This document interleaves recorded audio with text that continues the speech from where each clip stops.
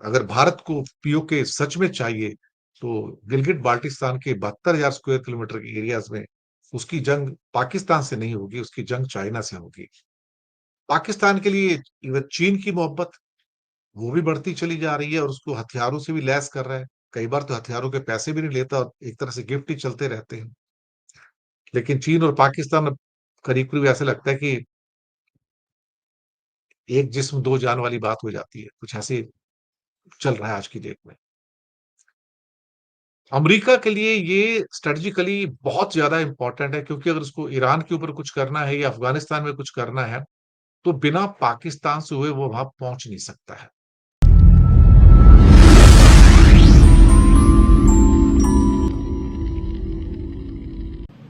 बिस्मिल्लाहिर्रहमानिर्रहीम। Markhor analysis के तमाम देखने वालों को अस्सलाम वालेकुम। दोस्तों, चीन और पाकिस्तान दो कल्ब और एक जान हैं, और ये बात मैं नहीं कह रहा बल्कि इस बात को अब इंडिया के लोगों ने भी तस्लीम करना शुरू कर दिया है।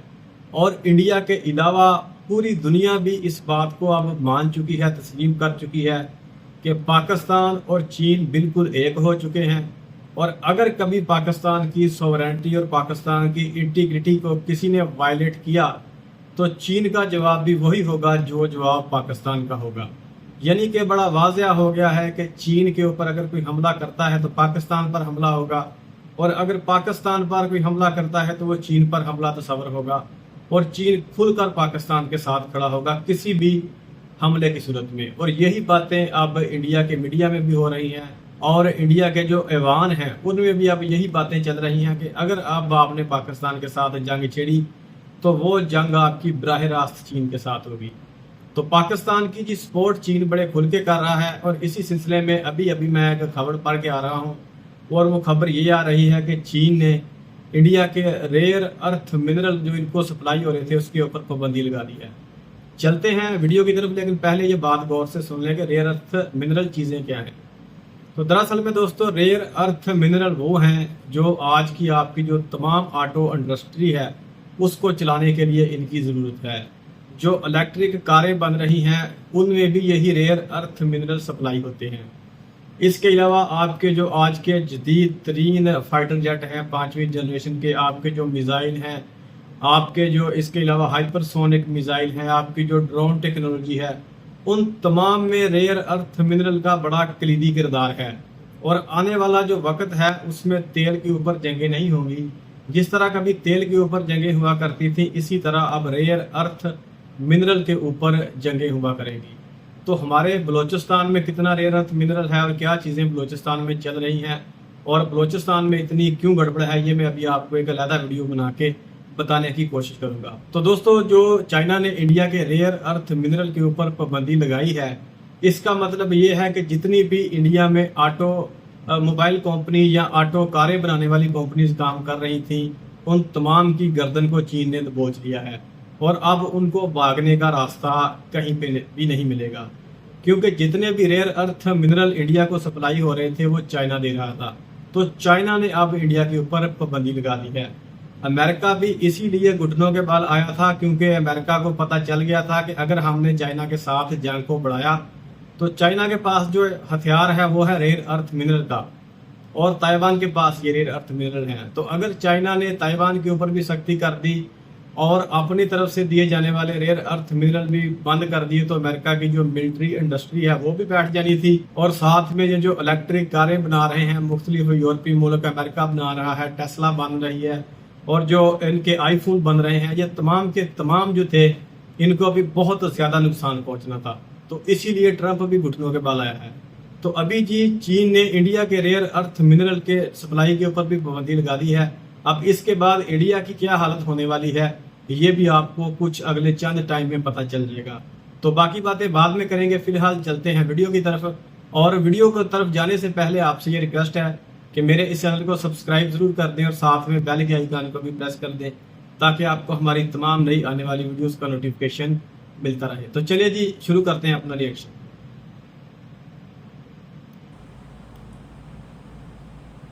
नमस्कार दोस्तों, मैं हूं दिनेश के बोरा। बहुत बहुत स्वागत है आपका न्यूज टाइम के इस अंक में।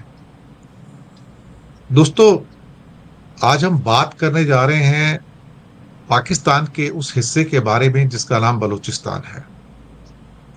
आजकल बहुत चर्चा में है। चर्चा में तो पहले भी था और उसके कई कारण हैं। अगर हिंदुस्तान के टीवी मीडिया के ऊपर यकीन कर लो तो बलूचिस्तान तो एक नया देश बन चुका है, एक्चुअली देखा जाए तो। खैर, वो उनकी सोच है, लेकिन वो पाकिस्तान का हिस्सा है। पाकिस्तान के अंदर जो तीन चार अलग अलग स्टेट्स हैं, जिसमें सिंध है, पंजाब है, बलूचिस्तान है, साथ में आपका नॉर्थ वेस्ट फ्रंटियर है, ये मेन हिस्से हैं उनके। और साथ में एक पीओके भी है उनका। क्या कहते हैं कि अभी तो उन्हीं के कब्जे में, फिलहाल तो हमारे कब्जे में तो नहीं है उस हिसाब से देखा जाए तो। लेकिन बलूचिस्तान के अंदर भी आजादी का संग्राम चल रहा है, जैसे कई देशों के कई हिस्सों में चलता रहता है। पर बलूचिस्तान कई मायनों में बहुत महत्वपूर्ण है। मिनरल्स के मामले में उसे गोल्ड माइन कहा जाता है, कि आबादी तो बहुत कम है वहां की, सोने की चिड़िया। लेकिन एक गोल्ड माइन के रूप में है। और इसी के ऊपर मुस्तकबिल में जंगें होंगी। हजारों लाखों करोड़ के मिनरल्स हैं। और आज की डेट में पूरी दुनिया में अगर कोई सबसे बड़ी जंग हो रही है तो मिनरल्स को कैसे मोनोपोलाइज किया जाए, ये सारी जंग जो है ये वहां से निकल कर आ रही है। Since Balochistan and Afghanistan are two mineral rich countries, तो इन दोनों के ऊपर अमेरिका की भी नजर है और चीन की भी नजर है, चीन की खास तौर से।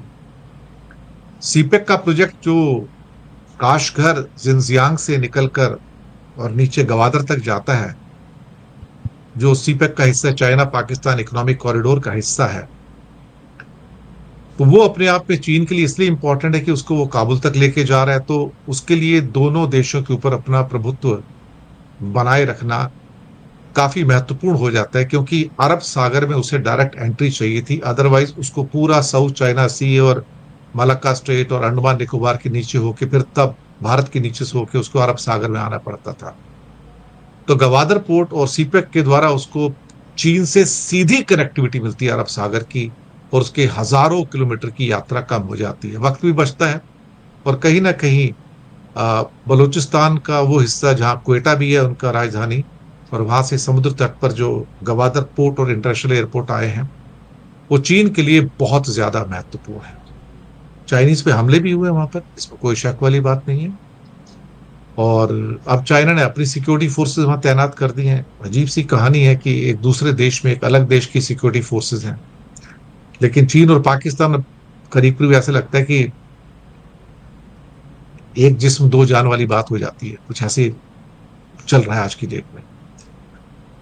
बातचीत करने के लिए हमारे साथ राकेश अचल जी हैं, मोहम्मद खालिद साहब हैं, संजय कुमार जी, आपका स्वागत है। पहले मैं एक इसका नक्शा देख लेता हूं और आपको एक आइडिया लगेगा कि बलूचिस्तान का एरिया कितना बड़ा है। बहुत बड़ा एरिया येलो के अंदर जो पाकिस्तान में है, it's a very huge area. और ये दो स्ट्रेटेजिक जो लोकेशंस हैं, अफगानिस्तान और ईरान को टच करता है।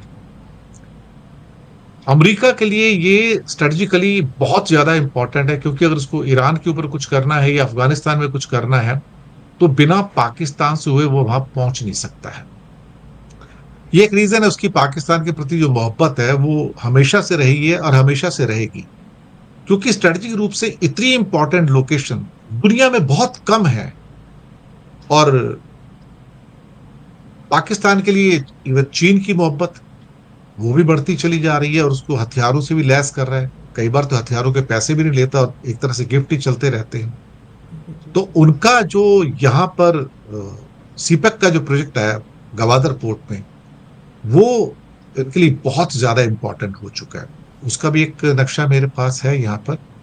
यहाँ पर आप देखेंगे कि सीपेक का जो प्रोजेक्ट है, इसमें दो रास्ते हैं। एक तो कराची पोर्ट होके भी वो जाता है वहां पर पंजाब से, और फिर सिंध से होके जाता है। और दूसरा रास्ता वो है कि जो डेरा इस्माइल खान से होकर क्वेटा जाता है, और क्वेटा से होकर फिर सीधा गवादर चला जाता है।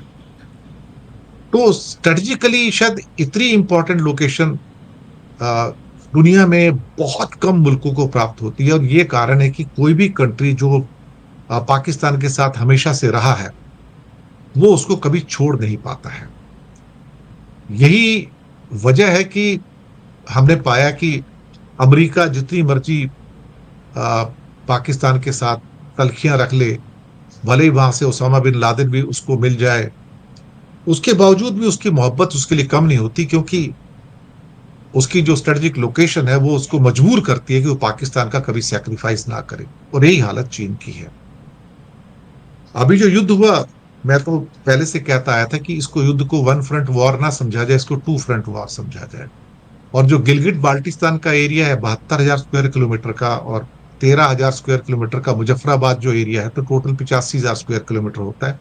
तो गिलगिट बाल्टिस्तान जहां से सीपैक जाता है, तो आप अंदाजा लगा सकते हैं कि जो मेरे पास ये जो मैप है, इसमें मैं फिर से आपको दिखा देता हूं कि ऊपर का जो एरिया जो आ रहा है बिल्कुल, वो भारत के, जहां पे पीओके लिखा है उसमें से होके आ रहा है।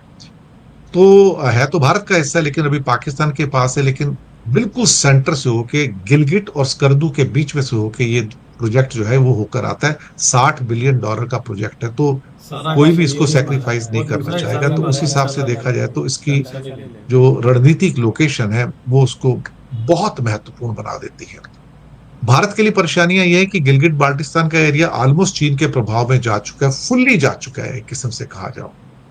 और अगर भारत को पीओके सच में चाहिए, तो गिलगिट बाल्टिस्तान के 72,000 स्क्वायर किलोमीटर के एरियाज में उसकी जंग पाकिस्तान से नहीं होगी, उसकी जंग चाइना से होगी। ये भारत को पता है। लेकिन हाँ, नारे लगाने में क्या जाता है, भारत में नारे, रेटोरिक्स ये सब चल ही रहे हैं।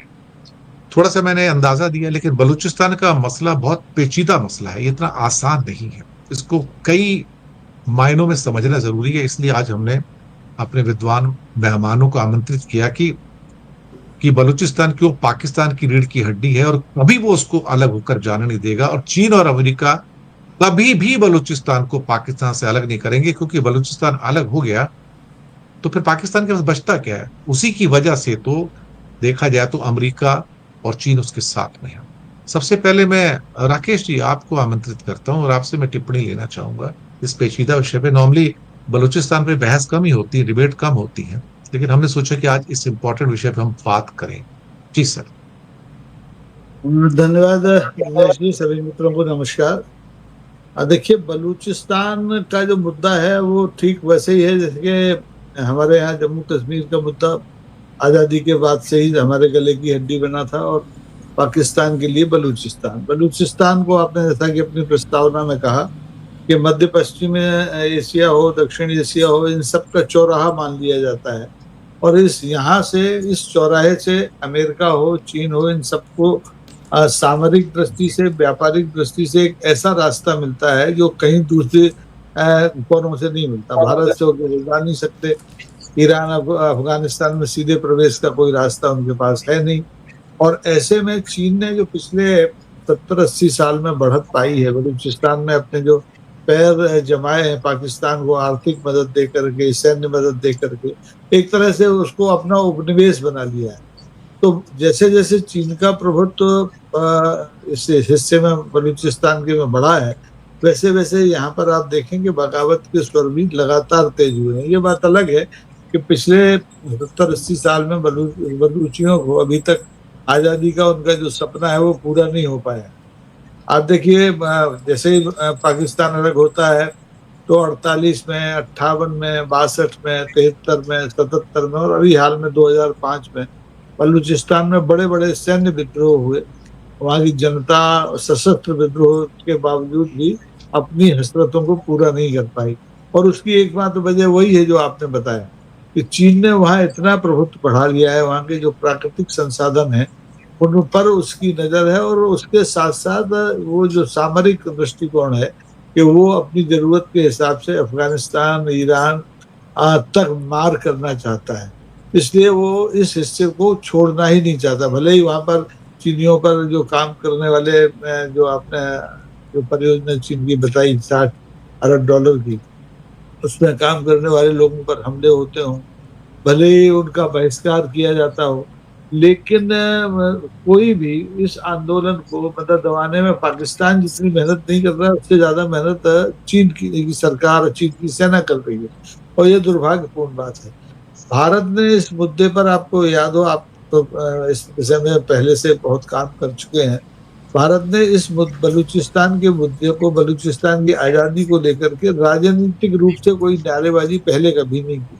लेकिन 2016 में जब से हमारे माननीय प्रधानमंत्री नरेंद्र मोदी सत्ता में 14 में आए, तो 16 में पहली बार उन्होंने इस बलूचिस्तान को एक राजनीतिक हथियार के रूप में इस्तेमाल करने की कोशिश की। और ये कोशिश ऐसी थी कि आप पानी में की थाली में चंद्रमा पकड़ने की कोशिश कर रहे हैं, क्योंकि बलूचिस्तान की सीमाएं जो हैं वो भारत से सीधी नहीं मिलती। आपने कहा बीच में पीओके भी आ जाता है, और पीओके हमारे पास है नहीं, वो पाकिस्तान अधिकृत कश्मीर है। तो पहले तो पीओके हमें मिले तब हम बलूचिस्तान को की मदद करें, या बलूचिस्तान के में होने वाले भयंकर शोषण और भयंकर मानवाधिकारों के हनन के बारे में आवाज बुलंद करें। तो इसमें हमारा जो रवैया है वो बहुत ही भारत सरकार का, मौजूदा भारत सरकार का, पिछली सरकारों ने तो इस मुद्दे पर बहुत ज्यादा संयम से अपना काम दिया है, लेकिन भारत अच्छा, यहाँ पर मैं थोड़ी सी आपको ये बात बता दूं कि बहुत सारी बातें ये पाकिस्तान के खिलाफ भी करते हैं, तो उन बातों को आप छोड़ दिया करें, वो इनका प्रोपेगेंडा होता है। आप इसमें सिर्फ सीखने की चीज़ें लिया करें, मतलब जो बातें हमें मतलब सीखने को मिलती हैं उनमें से वो लिया करें जो हमारे मतलब की हैं। बाकी तो जो प्रोपेगेंडा है इनका वो चलता रहा है और चलता ही रहेगा। आप जो बलोचिस्तान की ये बात कर रहे हैं अलहदा करने की, वो दूसरी तीसरी, तो वो तुम्हारा बाप भी नहीं करवा सकता, मोदी किस बात की मूली है। बड़े बड़े लोगों ने जोर मार लिया, अफगानिस्तान में अमेरिका जाकर बैठ के मारता रहा इतनी देर, वो इन्हीं सारी चीज़ों के पीछे आया था। तो किधर गया अमेरिका? आज अफगानिस्तान में कहीं मिल रहा है? नहीं ना मिल रहा। इससे पहले सोवियत यूनियन भी आया था गवादर तक पहुंचने के लिए, हो गया ना दफन अफगानिस्तान के पहाड़ों में, पहुंच तो नहीं सका। तो इसी तरह जितने भी ये जो ख्वाब देख रहे हैं सारे देखते रहें, ये सारे ख्वाब आपके ख्वाब ही रह जाएंगे। बलोच के जो लोग हैं बलोचिस्तान के, वो एक मुहिब वतन पाकिस्तानी लोग हैं। चंद काली पेड़ों ने सार उठाया है, यकीनन ज़रूर कुछ लोग हैं, लेकिन इंशाल्लाह ताला उनको भी हम उन पर भी कंट्रोल पा लेंगे, उनको भी हम सुकून उनको भी करवा देंगे। तो कोई बड़ी बात नहीं है। बहुत जंगें लड़ी हैं पाकिस्तान ने, इस तरह की प्रॉक्सी जंगें, बहुत खून दिया है हमने। और बलूचिस्तान की मिट्टी में तो हमने इतना खून दिया है, इतना खून दिया है कि ये मिट्टी तो अब हमने खून दे दे के वैसे ही तरकीज कर दी है। तो भूल जाए जो भी ये सोचता है कि कोई बलूचिस्तान को पाकिस्तान से अलग कर देगा। पाकिस्तान के तमाम जो लोग हैं वो मुहिब वतन लोग हैं और अपनी अफवाह से मोहब्बत करने वाले लोग हैं। तो कुछ मसले हैं, कुछ मसाइल हैं, वो इंशाल्लाह ताला अब जो सी पैक आ रहा है और जो अब हमारे जो आने वाले आप बजट हैं उनमें हम बलूचिस्तान का बड़े एक पैमाने पे हिस्सा रखने जा रहे हैं। तो बलूचिस्तान में अब तरक्याती काम इंशाल्लाह शुरू होंगे। तो जो कुछ महरूमियाँ रह गई थी वो कोई पाकिस्तान की जो हुकूमत है उसकी तरफ से कमी नहीं थी। बलूचिस्तान के लोगों को समझना होगा कि वो कमी पाकिस्तान की तरफ से नहीं थी, पाकिस्तान की हुकूमत की तरफ से नहीं थी, वो कमी थी आपके सरदारों की तरफ से। सारा पैसा ये आपका खाते रहे हैं, सारा पैसा आपका ये खा के डकार मारते रहे हैं, अपनी आवाम तक इन्होंने सहूलतें नहीं पहुंचने दी। तो इनके गिरबान पकड़ो, हुकूमत का इसमें कोई कसूर नहीं। तो चलिए जरा इंटरव्यू देखते हैं। भारतीय जनता पार्टी की सरकार पिछले 10-11 साल से बलूचिस्तान के मुद्दे को लेकर के भ्रम पैदा करती रही है देश के भीतर और दुनिया के मंचों पर। खुलकर कोई कुछ नहीं कहता है। तो आज स्थिति ये है कि बलूचिस्तान की जनता तड़प रही है आज़ादी के लिए, कोई उसकी मदद करने वाला नहीं है। आपने जैसा शुरू में कहा कि हमारे हिंदुस्तानी मीडिया ने, जो गोदी मीडिया है, उसने तो 15 मई को, पिछली 15 मई जो निकली है, उसको बलूचिस्तान को आज़ादी करा दिया था, लेकिन ऐसी कोई अधिकृत खबर कहीं पढ़ने में नहीं आई, सुनने में नहीं आई। तो इस मुद्दे को लेकर के भारत की जो तैयारियां हैं, भारत ढंग से इस पर रिएक्ट राजनयिक रूप से करना चाहता है, कूटनीतिक रूप से करना चाहता है, वो तैयारी मुझे बहुत कमजोर लगती है। और ठीक वैसी ही लगती है जैसे कि जो 10 मई का जो हमारा सीज फायर पाकिस्तान के साथ युद्ध के बीच में हुआ, और उसको लेकर जो प्रोपोगेट करने के लिए 7 संसदीय दलों को 33 देशों में भेजा और हासिल कुछ नहीं हुआ। वैसे बलूचिस्तान के मुद्दे पर गाल बजाने से भारत को कुछ हासिल होगा नहीं। उसको भी चीन की तरह, जैसे चीन ने अपना एक बड़ा प्रोजेक्ट तैयार किया है, तो इन्हें अपने सीमा में रहते हुए कुछ ऐसा रास्ता खोजना चाहिए कि बलूचियों का हमें भावनात्मक समर्थन भी मिले। बलूचियों को हम, जैसे बांग्लादेश में 1971 में बांग्लादेशियों को हमने समर्थन दिया, उनको आज़ाद कराया, ऐसा कुछ मदद इनकी कर पाए, जो हाल फिलहाल मुझे दिखाई नहीं देता है। और ये एक जटिल मुद्दा है, और आगे भी मुझे लगता है जब 80 साल में सॉल्व नहीं हुआ है तो आने वाली एक सदी में इसको सॉल्व करना बड़ा मुश्किल है। जी जी, जो मुद्दा है खालिद साहब के पास आता हूँ, बीच में सुजाता जी भी जुड़ गई हैं, आपको हाँ, स्वागत है। चलो। खालिद साहब, बीच में बीएलए का भी काफी चर्चा रही है, बलोच लिबरेशन आर्मी की भी काफी चर्चा रही है, अटैक भी रहे, उनकी ट्रेनों पे भी अटैक हुए, आर्म फोर्सेस पे भी अटैक हुए हैं, तो काफी कुछ हिंसा का तांडव तो वहां पर चल रहा है। पर चूंकि रणनीतिक रूप से अमेरिका और चीन दोनों को बलूचिस्तान सूट करता है हर हाल में, और अभी रिसेंटली एक परमिशन दी गई है जहां पर पाकिस्तान ने चीन से कहा है कि आप चाहो तो इंडिविजुअल बलोच ग्रुपों से बात कर सकते हो, जो विद्रोही ग्रुप है, और बात करके आप सुलझा लो उसको, मसले को। ये मेरे ख्याल से किसी भी सॉवरेन कंट्री के लिए पहली बार इस किस्म का है कि मेरे कंट्री में आके आप खुद बात कर लो मेरे रेबल्स से। तो ये चीजें भी निकल कर आ रही हैं वहां पर, तो जो परेशान करने वाली हो सकती है पाकिस्तान के लिए। लेकिन इस पूरे जी मुद्दे के ऊपर आप इसको बेहतर ढंग से समझते हैं जी जी और जानते भी हैं, तो मैं आपका पूरी टिप्पणी चाहूंगा इस पे विस्तारित रूप से, सर। जी जी। देखिए वॉरा साहब, ऐसा है कि हम बलूचिस्तान को अफगानिस्तान पाकिस्तान की ओवरऑल जो स्ट्रेटजिक पोजीशन है उससे अलग होकर के नहीं देख सकते। पाकिस्तान अपने आप में ही बहुत स्ट्रेटजिक जगह पे स्थित है। एक तरफ तो साउथ एशिया और सेंट्रल एशिया को जोड़ता है, दूसरे पास चाइना को और मिडिल ईस्ट को जोड़ता है। और पाकिस्तान की जो स्ट्रेटजिक पोजीशन है वो इस चीज से होती है कि चाइना की अथाह इन्वेस्टमेंट वहां पर आ रही है, और अमेरिका के कितने बेसिस वहां पे हैं वो हमें नहीं पता। अभी रिसेंटली पता चला कि नूर खान बेस पर हमने अटैक किया, लेकिन वो तो अमेरिका का बेस था। इसके अलावा चाइना के साथ उसके संबंध इतने घनिष्ठ हैं, इतने गहरे हैं कि उसका इमेजिन 1950 से शुरू हो जाता है, जब कराकोरम हाईवे बनाई गई। कराकोरम हाईवे जो कि फ्रेंडशिप हाईवे बनाएगी, all weather road, it was for the defence purposes, और वो कश्मीर में से होकर के गुजर, जो ओवरऑल सारा कश्मीर है, जिसमें जो कश्मीर उनके कब्जे। उसके बाद सी पैक है 3000 किलोमीटर। जो कराकोरम हाईवे थी वो कासगढ़ से हसन अब्दाल तक थी, उसको बढ़ा करके आप ग्वादर तक ले गए। दूसरा इतना बड़ा प्रोजेक्ट है, उसमें 3 है, रेलवे नेटवर्क भी है, पाइपलाइंस भी हैं और हाईवेज भी, जो सी पैक है। और सारी इन्वेस्टमेंट किसकी है? चाइना की है। उसकी रक्षा कौन करता है? चाइना की फोर्सेस करती हैं। उसके बाद BRI आ गया, border road initiative. Border road initiative भी कश्मीर और पाकिस्तान से होकर के गुजरता है। हम ये चाहते थे कि ईरान से वो ले लें, गैस ले लें, और उसके लिए IPI प्रपोज की गई, ईरान पाकिस्तान इंडिया पाइपलाइन, लेकिन नहीं बन पाई क्योंकि बीच में पाकिस्तान है। फिर हमने सोचा कि ताजिकिस्तान से ले ली जाए गैस, एक प्रपोजल हुई तापी, TAPI, लेकिन तापी जो है Tajikistan, Afghanistan, Pakistan India pipeline, वो भी नहीं हो पाई। हम सेंट्रल एशिया के रिसोर्सेज तक नहीं पहुंच पा रहे हैं। सिर्फ यही है कि हमारे पास चाबहार पोर्ट है। चाबहार पोर्ट भी डिपेंड करता है ईरान के साथ हमारे रिलेशन कैसे। और एक सबसे इंपॉर्टेंट चीज मैं आपको बताऊं कि जो अंडर सी केबल्स हैं, जिसके थ्रू बहुत ज्यादा कम्युनिकेशन होता है, अंडर सी, समुद्र के नीचे की तारें जो है, यहाँ हमारी जितनी भी कम्युनिकेशन की तारें हैं वो सारी कराची के पास से होकर गुजरती हैं, जी, जिसको हम कहते हैं SMW3, SMW4, SMW5। ये ना अंडर सी केबल्स हैं, जिसके साथ हमारा पूरे यूरोप के साथ नाता बनता है। तो ये एरिया इस तरह से काफी इंपॉर्टेंट है। अब रहा बलूचिस्तान की बात।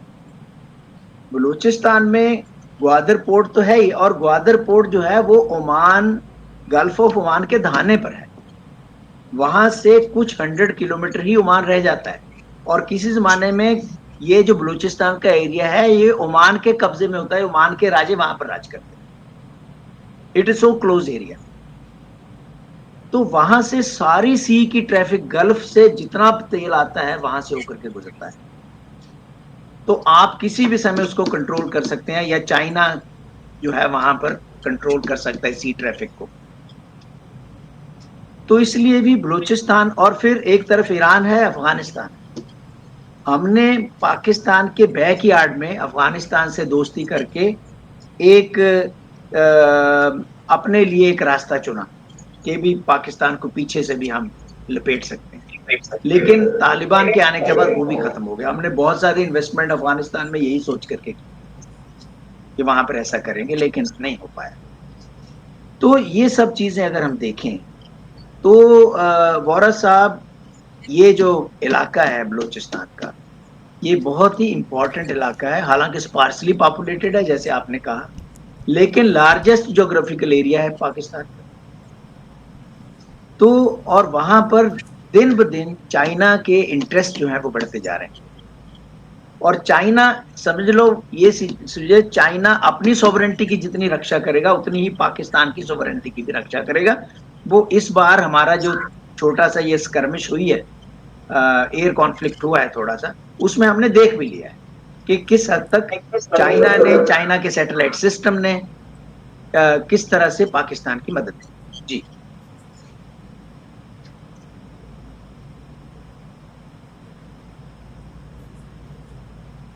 संजय कुमार जी, ये लोकेशन तो वास्तव में ही काफी इम्पोर्टेंट है। और जैसे खालिद साहब ने बताया, अच्छा जी ने बताया, एक आपको यहाँ पर और दिखा देता हूँ। ये अगर इस मैप को देखेंगे तो कहने को तो सारा ही भारत है, लेकिन ऊपर जो ब्लू एरिया है गिलगिट बाल्टिस्तान का, वो पाकिस्तान ऑक्युपाइड कश्मीर का हिस्सा है, 72,000 स्क्वायर किलोमीटर, जिसमें से 5,000 किलोमीटर जो शाक्सगम वैली है वो उन्होंने 1963 में गिफ्ट कर दिया था चाइना को एक्चुअली। और जो पतली सी येलो स्ट्रिप है जिसको एलओसी कहा जाता है, येलो में देखेंगे तो वो मुजफ्फराबाद एरिया है, वो 13,000 स्क्वायर किलोमीटर है। तो जो गिलगिट बाल्टिस्तान है, जहाँ के बिल्कुल सेंटर से होकर, जहाँ पे दो मेजर सिटीज हैं उनके, एक गिलगिट एक स्कर्दू है, तो इन दोनों के बीच में से वो या टचिंग करती हुई वो सीपेक का प्रोजेक्ट भी इनका जाता है यहाँ से, तो बिल्कुल सेंटर से। तो चाइना तो हमेशा कह चुका है कि भाई अगर आप सीपेक के ऊपर हमला करते हो तो ये हमला चीन के ऊपर माना जाएगा, ये बात इंडिया को पता है।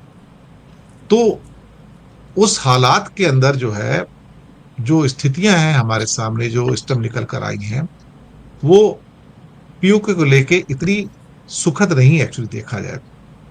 हम बातें तो करते हैं कि पीओके हमारा होगा, जो भी है, लेकिन फिलहाल आज हमारी बातचीत जो बलूचिस्तान पे हो रही है। और चाइना के लिए तो जीने मरने का प्रश्न है वहां पर। तो चाइना तो कभी बलूचिस्तान को अपने हाथ से जाने नहीं देगा, उधर से अमेरिका भी कभी नहीं जाने देगा। कुवैत वही तो उनकी बैकबोन है एक्चुअली, वो अपनी बैकबोन को कैसे तोड़ देंगे भाई? उसके लिए तो उनको वहां पे रिबेलियन को क्रश करना पड़े, वो क्रश भी कर देंगे, लेकिन उसको अफगानिस्तान को एक्सेस कहां से मिलेगा? पाकिस्तान को अगर ईरान जाना है तो फिर अगर अमेरिका को जाना है या चाइना को जाना है तो ईरान कैसे जाएंगे?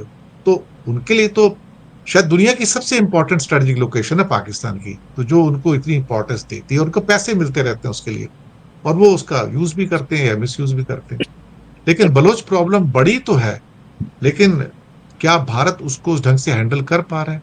और अमेरिका और चीन तो उसको जाने नहीं देंगे सर। संजय कुमार जी। नमस्कार वोरा साहब, अपने सभी साथी पैनलिस्ट को नमस्कार, और सभी दर्शकों को भी। इसके पहले कि बलूचिस्तान पे हम लोग वार्ता करें, दो स्टेटमेंट की तरफ मैं ध्यान दिलाना चाहूंगा। कल या परसों बयान आया पाकिस्तान के डिफेंस मिनिस्टर का कि now there no use of Shimla agreement, that means we are going to internationalise the Kashmir issue. तो एक तो यह, दूसरा ट्रंप महोदय का स्टेटमेंट आया है कि Pakistan has got a very strong leadership. ये दो चीजें। और अब तीसरा जो पहलू ये है कि जो बलूचिस्तान को लेकर जो स्ट्रेटेजी बन रही है अमेरिका की और चाइना की, चाइना चूंकि पहले से ही वहां अपनी ऑलरेडी उपस्थिति बनाए हुए है एक प्रकार से, अमेरिका की भी वो स्थिति शायद नहीं है। एक चौथा स्थिति और है जिसपे मुझे लगता है कि जिक्र करना जरूरी है, और वो ये है कि अफगानिस्तान में अमेरिका ने प्रयोग करके देख लिया। 20-22 साल 24 साल तक लगभग वहां कठपुतली सरकार रही, और अंततः बाइडेन के समय वापस जाना पड़ा वहां की अमेरिकी सेना को अफगानिस्तान से।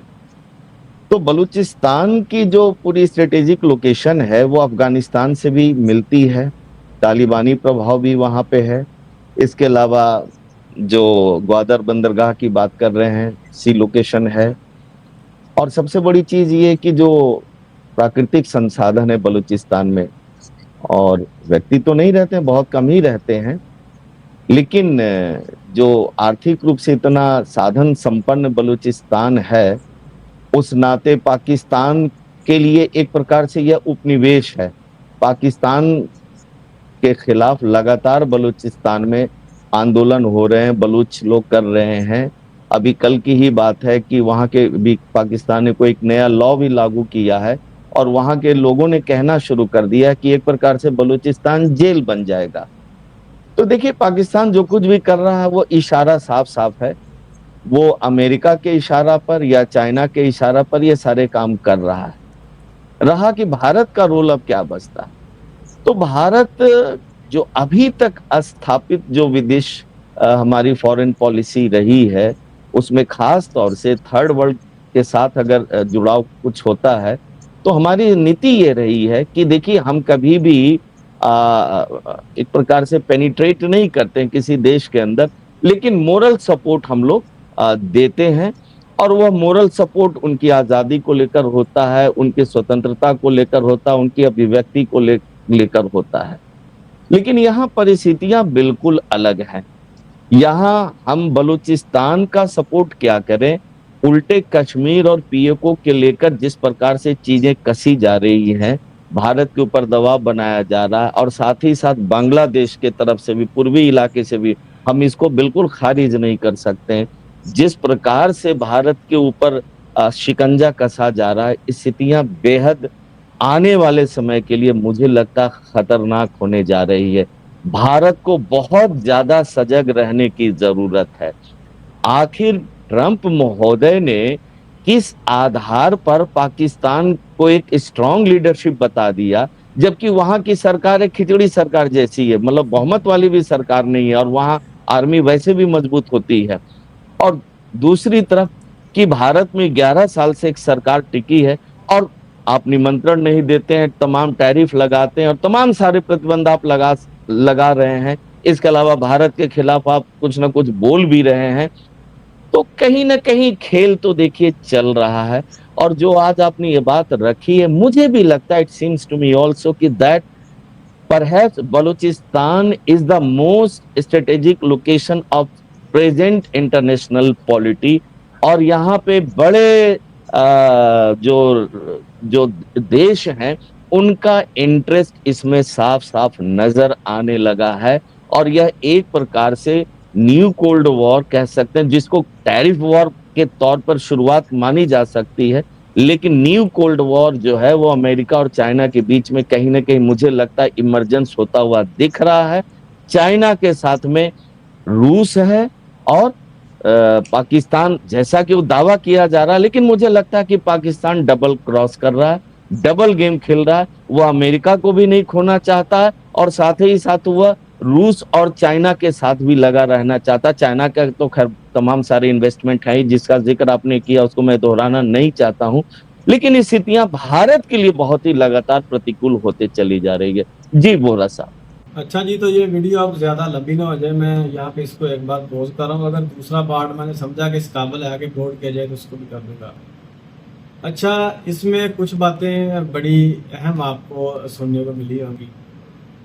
एक बात तो ये कि चीन और जो पाकिस्तान है, ये इंडियन लोग कह रहे हैं कि वो एक दूसरे के साथ मर्ज हो चुके हैं, और मर्ज वो कैसे हो चुके हैं वो मैं आपको बताता हूँ। दरअसल में पाकिस्तान की जो स्ट्रेटेजिक लोकेशन है ना, ये इतनी अहम है कि इसके ऊपर अगर बात करने लग जाए ना तो 2-3 घंटे गुजर जाए। अब सिंपल सी आप बात देखें कि अगर इंडिया ने ईरान से गैस ले ली है, तो रास्ता क्या है? पाकिस्तान। अगर इंडिया ने सेंट्रल एशियन रियासतों तक उनके रिसोर्सेज लेने हैं, उनसे गैस लेनी है, पेट्रोल वगैरह लेना है, तो रास्ता क्या है? पाकिस्तान। इसके अलावा जी पाकिस्तान का जो ग्वादर है, पाकिस्तान का जो बलूचिस्तान है, उसकी जो साहलें हैं, उसका जो समुंदर है, वो सारा जाके गल्फ की तरफ खुलता है। तो गल्फ में जितना तेल है, जितने गल्फ के वसाइल हैं, उनको एक्सेस करने के लिए भी पाकिस्तान बहुत अहम है। और रशिया और चाइना ये दोनों इस बात को समझते हैं। और अमेरिका को भी पता है कि कभी उसको अगर डील करनी पड़ी इसके साथ, अफगानिस्तान के साथ या ईरान के साथ, तो वाया पाकिस्तान ही होगा। इसके अलावा एक मैं और आपको बात ये भी बता दूं कि पाकिस्तान की जो अहमियत है वो सिर्फ इन बातों की वजह से नहीं है, लोकेशन की वजह से तो है, कोई शक नहीं, लेकिन इसके अलावा पाकिस्तान में बहुत ज़्यादा मिनरल्स हैं। इस वक्त जो दुनिया में सबसे ज़्यादा अहम चीज़ मानी जा रही है वो रेयर अर्थ मिनरल्स हैं। और पाकिस्तान का जो बलूचिस्तान है उसमें इतने ज़्यादा मिनरल्स हैं ना, ट्रिलियन डॉलर के मिनरल्स हैं, जिसके ऊपर चीन की भी और अमेरिका की भी नज़र है। तो ट्रंप को भी वो मिनरल नज़र आ रहे हैं, अमेरिका को भी नज़र आ रहे हैं, चीन को भी नज़र आ रहे हैं। तो किसी सूरत ट्रंप पाकिस्तान को नहीं खोना चाहेगा, अमेरिका पाकिस्तान को नहीं खोना चाहेगा, क्योंकि जो रेयर अर्थ मिनरल्स हैं, अगर ट्रंप ने पाकिस्तान के साथ ताल्लुकात खराब किए या अमेरिका ने कोई ऐसी वैसी हरकतें की, तो वह तमाम के तमाम रेयर अर्थ मिनरल्स चाइना ले जाएगा। मेरा तो ये मानना है कि हमें खुद ऐसी टेक्नोलॉजीज हमारे पास होनी चाहिए, हमें बनानी चाहिए कि हम वो अपने सारे रेयर अर्थ मिनरल्स खुद निकालें और सारा फ़ायदा हम उठाएं। ठीक है, चाइना हमारा दोस्त है, वो एक अलग बात है, हमारी रहेगी उसके साथ, लेकिन हमें अपने वसाइल को खुद निकालना और उनको इस्तेमाल करना आना चाहिए। तो रेयर अर्थ मिनरल की पहले मैंने आपको गेम बता दी है कि कितने अहम हैं, कौन कौन सी चीज़ें इनसे बनती हैं, और जितनी भी फ्यूचर टेक्नोलॉजीज अभी आएंगी आने वाले वक्तों में भी, उनमें रेयर अर्थ मिनरल्स का किरदार बहुत ज़्यादा होगा। तो जिस तरह जिन मुल्कों के पास तेल है पहले वो अमीर थे, इसके बाद अब जिन मुल्कों के पास रेयर अर्थ मिनरल्स होंगे वो दुनिया के सबसे अमीर तरीन मुल्क होंगे। और चाइना के पास एक भंडार है रेयर अर्थ मिनरल का, ताइवान के पास भी। इसीलिए अमेरिका जो है वो चाइना के खिलाफ कभी नहीं जा सकता, बढ़ के मारेगा, सब कुछ करेगा, लेकिन चाइना के खिलाफ कभी नहीं जाएगा और ना ही कभी चाइना के सामने आएगा। और पाकिस्तान और चाइना बिल्कुल इस तरह है, दो उंगलियां। तो फिर आप खुद अंदाज़ा लगा दें कि पाकिस्तान के खिलाफ अमेरिका जा सकता है। जब वो चाइना के खिलाफ नहीं जा सकता तो पाकिस्तान के खिलाफ भी नहीं जा सकता। ये एक ऐसी बात बन गई है। तो इसके अलावा जी पाकिस्तान इंडिया के गिर्द एक ट्रायंगल खींचने जा रहे हैं। एक तो चीन और पाकिस्तान का अलायंस बना है पूरा, और दोनों हम इंडिया के खिलाफ खड़े हैं जंग की सूरत में। तो तीसरा पाकिस्तान अब बांग्लादेश को खड़ा करने जा रहा है इंडिया के खिलाफ। और ये सारी चीज़ किस तरह होगी, इसके ऊपर एक मैं डिटेल वीडियो बनाऊंगा आपके साथ और शेयर भी करूंगा। तो ये वीडियो इंशाल्लाह ताला बहुत जल्द बनाएंगे। तो फिलहाल इस वीडियो में इतना ही था। उम्मीद है कि आपको ये वीडियो अच्छी लगी होगी। अगर ये वीडियो अच्छी लगी हो तो इसे लाइक और शेयर ज़रूर कीजिएगा, और साथ में बेल के आइकन को भी प्रेस कर लीजिएगा ताकि आपको हमारी तमाम नई आने वाली वीडियोज़ का नोटिफिकेशन मिलता रहे। तो मिलते हैं नेक्स्ट वीडियो में, तब तक के लिए अल्लाह हाफ़िज़।